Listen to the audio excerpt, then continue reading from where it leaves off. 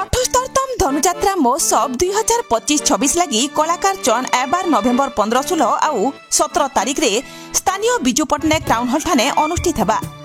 सबुठानु चर्चार विषय कंस महाराज भूमिका रे भाग नै न पारन कलाकार आर्तत्राण सुनानी आउ कलाकार हृषिकेश भोई। आर्तत्राण सुनानी कर बयस 60 बछर नो अटका हितबार लगी से बात पड़ितबार बेलके हृषिकेश भोई कर नारे थिबार मामला एतकी बेल तक नुहे सरेताली सेथि लगी से भाग नै न पारन।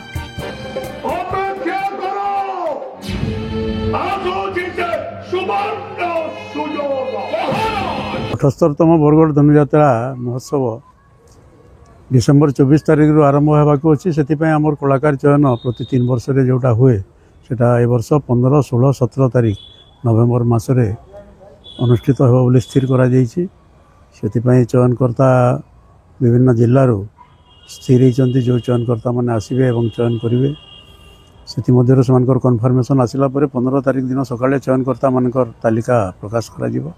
हृषिकेश भोईंकर बात पड़िबार कारण होची जे हमर एग्जीक्यूटिव बॉडी रे निष्पत्ति निया जाइथिला जे से दोषमुक्त न होबा पर्यंत तांको चयन प्रक्रिया रे अंशग्रहण करबा पे अनुमति दिया जिवो नाही बोली से प्रक्रिया रे जिल्लापाल जेहेतु तांको दोषमुक्त हेई नाहंती बोली कहउछन्ती सेति पई तांको बात दिया जाइछि एवं आर्तत्राण सुनानी तांको 61 वर्ष हो जाइछि। हमर जोटा आम आवेदन जो योग्यता आम रखी से 60 वर्ष पर्यंत प्रार्थी मान योग्य प्रार्थी मैंने आवेदन करने नवेदन कर जेहेतु 61 वर्ष पूरण हो सारी से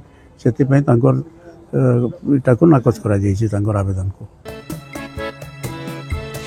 15 तारिख रे देवकी, नारद, चाणूर, मुष्टिक, सातकी, वसुदेव, अक्रूर आ उग्रसेन भूमिका लगी 16 तारिख दिन महामंत्री आ सेनापति लगी तथा 17 तारिख दिन कंस महाराज लगी साक्षात्कार अनुष्ठित हेबा।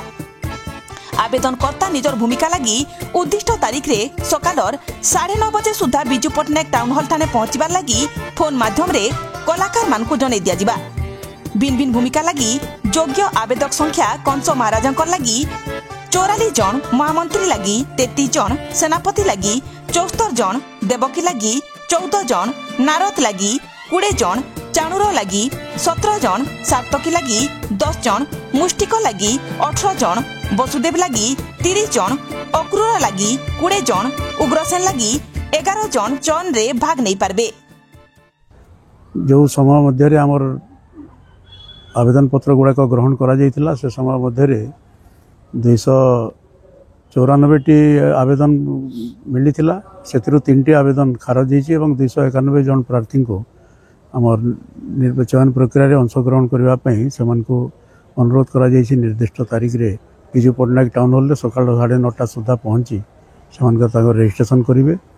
प्रथम दिन देवकी, वसुदेव, उग्रसेन, नारद, अक्रूर भली पार्श्व कलाकार मानकर चयन करा जिवो। द्वितीय दिन महामंत्री एवं सेनापति मानकर चयन हबो एवं तृतीय दिन 17 तारिख दिन कंस महाराजंकर पई चयन प्रक्रिया समाप्त करा जिवो एवं 18 तारिख दिन समस्त फलाफल घोषित हबो।